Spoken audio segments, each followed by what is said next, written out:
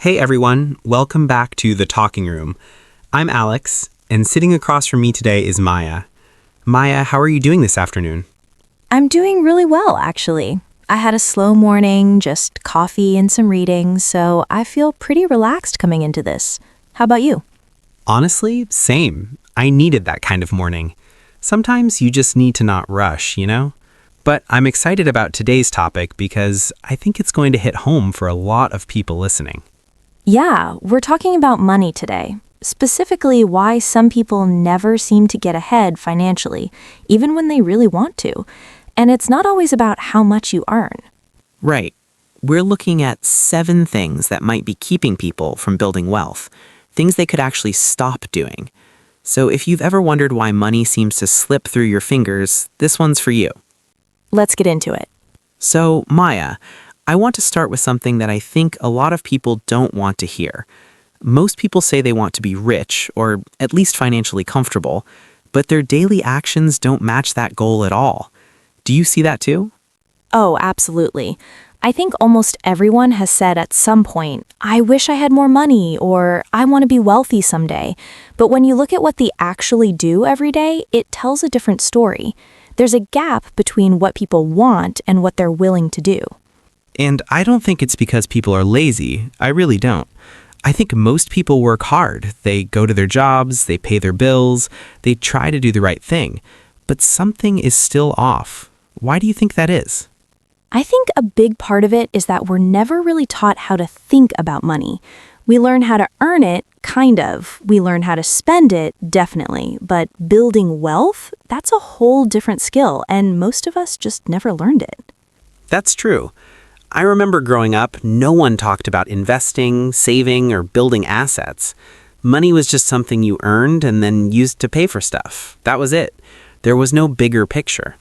Same for me, and I think that's why so many people end up in this loop where they earn, spend, and at the end of the month, there's nothing left, year after year.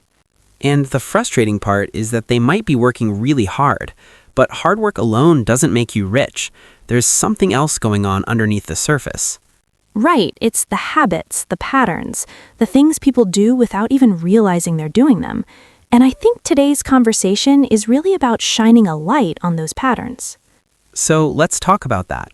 What are some of the common behaviors you've noticed in people who never seem to get ahead financially? One thing I see a lot is living right at the edge of what they earn. Like, if someone gets a raise, their lifestyle immediately goes up to match it. New car, nicer apartment, more dinners out, and suddenly they're in the same financial position as before. Yeah, I've seen that too. It's like the money just expands to fill the space. No matter how much comes in, it all goes out again. And I think people justify it by saying, well, I earned this. I deserve to enjoy it. And look, I'm not saying you shouldn't enjoy your money, but if enjoying it means spending all of it, you're not actually getting ahead. You're just running in place. There's also this thing where people avoid looking at their finances, like they don't check their bank account because they don't want to feel bad. Have you noticed that? Oh, definitely. I've done that myself.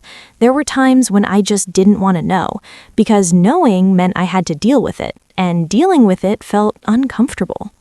That avoidance is so common, but it's also really damaging. Because if you don't know where your money is going, you can't control it. You're basically driving with your eyes closed. And then there's the comfort zone thing. People stick with what feels safe even if it's not helping them. They stay in jobs that pay less than they're worth. They avoid taking risks. They don't invest because it feels scary. I think that's a big one. The fear of losing money keeps people from ever growing it. But staying safe isn't actually safe. It's just slow decline. Exactly. Inflation alone eats away at your savings if you just leave them sitting there. So doing nothing is actually a choice, and it's not a good one. There's also the comparison trap. Do you want to talk about that? Oh yeah, this one is huge. People see what their friends have, what their neighbors have, what people on social media have, and they feel like they need to keep up. So they buy things they can't afford to look like they're doing well. And the crazy part is, the people they're comparing themselves to might be broke too. They might have a nice car, but also a huge pile of debt. You never really know what's going on behind the scenes. That's so true. Wealth is invisible. The people who are actually building wealth often don't look flashy at all. They're driving older cars and living in modest homes because they're putting their money into things that grow. It's like the flashy stuff is often a sign that someone is spending their wealth, not building it. Right, and I think that's a mindset shift that takes time. We've been trained to associate success with visible things, nice clothes, nice cars, nice vacations, but real financial success is usually quiet. Let's dig into the psychology a bit. Why do you think people fall into these patterns, even smart people who know better? I think a lot of it comes down to how our brains are wired. We're built for short-term survival, not long-term planning. So when we see something we want now, our brain says, get it, and the idea of waiting feels almost painful. That instant gratification thing is real, and companies know this. Everything is designed to make it easy to spend. One-click buying, buy now, pay later, subscriptions that charge you without thinking. It's all set up to make spending effortless. And saving is the opposite. It requires effort. It requires saying no. It requires imagining a future version of yourself and caring about that person more than you care about right now. Which is hard because the future feels abstract. It's not real the way the present is. So people keep choosing now over later. There's also fear. Fear of failure, fear of looking stupid, fear of losing money. And fear makes people freeze. They don't invest because what if it crashes? They don't ask for a raise because what if they get rejected? They don't start a side project because what if it doesn't work? I felt all of those, and looking back, the times I let fear stop me cost me way more than the times I took the risk. Same. And I think that's something people only realize in hindsight. The cost of not acting is invisible, but it's real. There's also the social pressure thing. People want to fit in, and if everyone around you is spending freely, it feels weird to be the one who says, no, I'm saving that money instead. Totally. I've been in situations where I felt embarrassed to say I was on a budget, like it meant I was failing somehow. But now I see it differently. Being on a budget means you have a plan, and having a plan is actually the smart move. I think we also underestimate how much our environment shapes us. If you're surrounded by people who talk about spending, you'll think about spending. If you're around people who talk about building, you'll think about building. That's a really good point. Your money mindset is influenced by the people you spend time with. Not always in obvious ways, but it seeps in. All right, let's get into the main part. The 7 things people should stop doing if they want to build wealth. And I want to take these one by one, really look at each one carefully. Sounds good. What's the first one? The first one is stop spending more every time you earn more. This is what we talked about earlier. It's called lifestyle inflation, and it's one of the biggest traps. Yeah, this one is sneaky because it doesn't feel like a problem. You get a raise, you feel like you should upgrade your life. That seems fair, right? It does, and I'm not saying you can't enjoy a raise at all, but the problem is when your spending goes up by the exact same amount, then you're not actually getting ahead. You're just maintaining a bigger lifestyle. I used to do this. Every time I earned more, my expenses somehow matched it. I didn't even plan it that way. It just happened. New job, new apartment, better salary, fancier dinners. Before I knew it, I was still broke at the end of the month. That's such a common story. And the fix isn't complicated.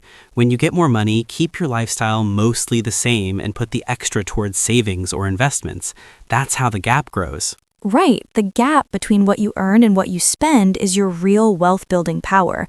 If there's no gap, there's no growth. And I think people forget that. They focus on income, but it's really about what you keep, not what you make. Okay, so that's number 1. What's the second thing to stop doing? Number 2 is stop avoiding your finances. A lot of people just don't want to look. They don't check their accounts. They don't track their spending. They don't know where their money goes. This is a big one for me. I used to be that person. I would skip opening bills, I would guess at what was in my bank account instead of actually looking, and I told myself it was because I was too busy, but really I was scared. Scared of what you'd find?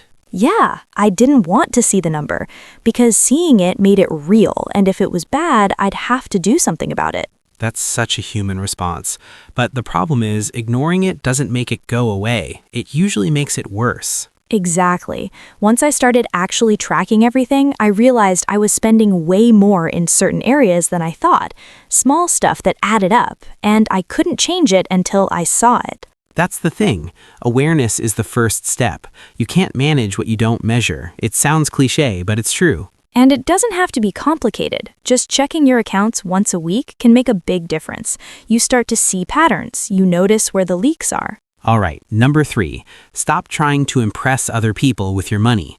This one is connected to what we said earlier about comparison. People buy things they don't need to look successful. Oh man, this one hits hard. I think we've all done this at some point, bought something because we thought it would make us look good, not because we actually wanted or needed it. And it's exhausting. You're basically spending money to manage other people's perception of you. And here's the thing, most people aren't even paying that much attention. They're too busy thinking about themselves. That's so true. We overestimate how much people notice. And even if they do notice, the admiration lasts like 5 seconds. Then it's gone, and you're stuck with the bill. I think about this with cars a lot. How many people buy a car they can't afford because they want to look a certain way, and then they're stressed about the payments for years. And the irony is the person you're trying to impress probably doesn't care, or worse, they're also pretending to be richer than they are. Right, it's this cycle where everyone is performing for each other, and nobody is actually building real wealth. I've made this mistake. I've bought clothes I didn't need because I wanted to fit in at a certain job. Looking back, it was such a waste. Those clothes are gone now, and so's the money. What helped you break that habit? Honestly, just getting older and caring less. And also realizing that the people I actually respect don't judge me based on what I own. They care about who I am, not what I have. That's a good shift. Okay, number 4. Stop making excuses instead of making changes. Oh, this one's uncomfortable. It is, but I think it's important. A lot of people have a reason for why they can't build wealth. I don't make enough, I have too many bills, the economy's bad, I'll start next year. And some of those reasons might be valid, but at some point, excuses become a wall. Yeah, and I've definitely been there. I used to say I'll start saving when I make more money, but then I made more money and still didn't save, because there was always another excuse. That's the trap. There will always be a reason not to act. The question is, are you going to let that reason stop you? And I think what helped me was hearing about people who built wealth on very modest incomes. Like, if they can do it, maybe my excuses aren't as solid as I thought. Right. It's not about shaming anyone. Life is genuinely hard for a lot of people. But the mindset of, I'll do it when things are perfect, keeps people stuck forever. Because things are never perfect. The uncomfortable truth is that most of us have at least a little room to make better choices, even if it's small, and small things add up. Exactly. It's not about overnight transformation. It's about tiny, consistent actions over time. Okay, number 5. Stop chasing quick money. This one is everywhere. Crypto schemes, get-rich-quick courses, gambling, day trading without any knowledge. People want the shortcuts so badly that they end up losing what they have. And I get the appeal. Who wouldn't want to skip the slow, boring process and just be rich tomorrow? Right? But that's not how it works. Most of the time, those shortcuts either don't work or they actually set you back. I know people who lost a lot of money chasing trends, buying into something because everyone was talking about it, and by the time they got in, it was already too late. There's a saying, if it sounds too good to be true, it probably is. And I think that applies to most quick money promises. The real path is boring. Save consistently, invest in things you understand, be patient. It's not exciting, but it works. And I think that's why people avoid it. They don't want boring. They want the thrill, but the thrill often comes with a crash. It's like the difference between a sprint and a marathon. Sprinting might feel fast, but you burn out. The marathon wins over time. I love that analogy. Okay, number 6. Stop waiting for the perfect moment to start. Oh, this one is so common. People say, I'll start investing when the market is stable, or I'll start saving after the holidays. There's always something to wait for. And the perfect moment never comes. There's always a reason to delay. But every day you wait is a day of potential growth you're missing. Especially with things like compound interest. Time is literally your biggest asset. The earlier you start, the more it multiplies. I think about this a lot with young people. If you start at 25 and invest a little every month, by the time you're 50, you've got a serious amount. But if you wait until 35, you've lost 10 years of compounding. And those 10 years make a huge difference. It's not just about the money you put in, it's about the time it has to grow. So the message here is start now, even if it's imperfect, even if it's just a little bit. Just begin. Done is better than perfect when it comes to building financial habits. You can adjust as you go, but you have to actually go. All right, number 7, the last one. Stop ignoring your future self. This one is deep. I think a lot of people don't feel connected to who they'll be in 20 or 30 years. That future person feels like a stranger. Exactly. And because of that, it's easy to sacrifice their well-being for your current comfort. I'll enjoy this now, and future me can deal with the consequences.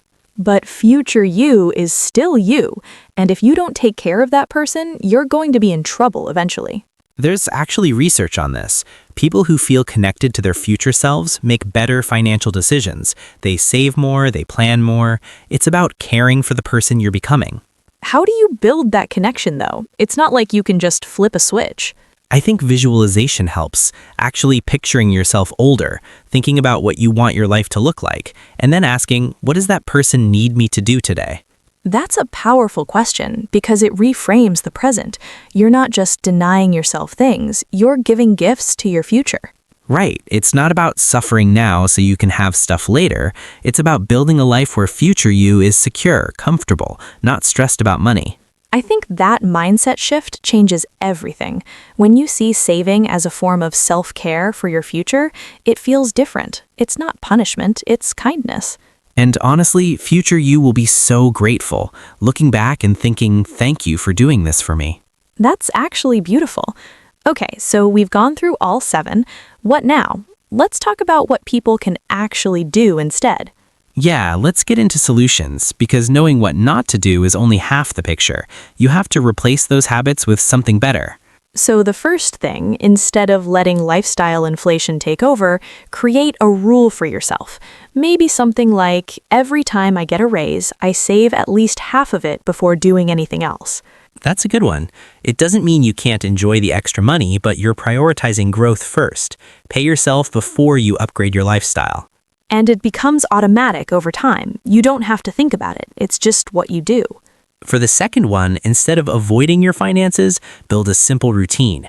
Maybe every Sunday you spend 10 minutes looking at your accounts. That's it. Just 10 minutes. I do something like that now. I call it my money date. I sit down with a coffee and just check in. What came in, what went out, any surprises. It takes no time, but it keeps me aware. And once you're aware, you can make adjustments. You're in control instead of just reacting. For the third one, instead of spending to impress, shift to spending on what genuinely matters to you. Ask yourself before you buy something, do I actually want this or am I trying to look a certain way? That question is powerful. It creates a pause, and in that pause, you can make a better choice. It's not about depredation, it's about alignment. Spend on what makes your life better, not on what makes you look good to strangers. For the fourth one, instead of making excuses, make one small change, just one. Pick the easiest thing you can do. Maybe it's cutting one subscription you don't use, or packing lunch twice a week. Start ridiculously small. I love this because small wins build momentum, and momentum builds habit. You're not trying to overhaul your whole life overnight. You're just making one shift. And once that one thing becomes normal, you can add another. Over time, those little changes compound. For the fifth one, instead of chasing quick money, learn the basics of investing. I'm not saying become a financial expert, just understand the fundamentals. Index funds, compound interest, diversification. There are so many free resources out there now. Books, podcasts, videos. You don't need to pay for expensive courses. You just need to get a foundation. And the boring investments are usually the best ones. They don't make headlines, but they build wealth quietly over decades. That's really it. Slow and steady wins. It's not glamorous, but it's true. For the sixth one, instead of waiting for the perfect moment, set a date and commit. Say, by this Friday, I'm opening an investment account. Put it on your calendar. Making it concrete helps because vague intentions never happen. I'll do it someday means never. Even if you only put in $20 to start, you've started. You're an investor now. The hardest part is the beginning. And once you're in, it's easier to keep going. You're no longer someone who's going to invest. You're someone who does invest. For the seventh one, instead of ignoring your future self, write a letter to that person. Actually do it. Describe the life you want them to have. Then ask what they'd want you to do today. That sounds cheesy, but it works. I did something like that a few years ago. I wrote a letter to myself at 60, and reading it reminded me why I was making sacrifices. It's about making the future real, not just an idea, but something you can feel. That person is you. They're counting on you. And honestly, it's motivating. Not in a hype way, but in a deep, steady way. You're doing this for someone who matters. There's one more thing I want to add about solutions, and that's the difference between motivation and discipline. Yeah, go ahead. Motivation is great when it's there, but it comes and goes. Some days you feel fired up about your goals. Other days you just want to order takeout and not think about money. I know that feeling well. Motivation is what carries you on the days when motivation is gone. It's the system you've built that works even when you don't feel like it. Like setting up automatic transfers to savings. You don't have to decide each time, it just happens. Exactly. The more you can automate, the less you rely on willpower. And willpower is limited. It runs out. So the goal is to set up your environment and your systems so that the right choices happen by default. Yeah, make it easy to do the right thing and hard to do the wrong thing. That's practical wisdom right there. And the last thing I'd say is don't expect perfection. You're going to mess up. You're going to overspend sometimes. You're going to make mistakes. That's so important to remember. This isn't about being perfect. It's about the overall direction. Are you generally moving forward? Right. 2 steps forward, 1 step back is still progress. Just don't let one bad week turn into giving up completely. I've been there. I messed up with money so many times, but I kept adjusting, kept learning, and over time it got better.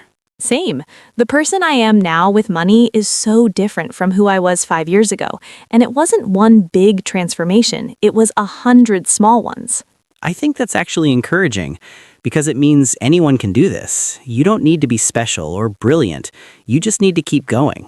Exactly. Wealth is built in the boring moments, in the small choices, in the consistency that nobody sees. We've covered a lot today. 7 things to stop doing, why they happen, what to do instead, and I think the thread through all of it is awareness and intentionality. Yeah, most of these problems come from acting on autopilot, and the solution is to wake up and make choices on purpose. That's a good way to put it.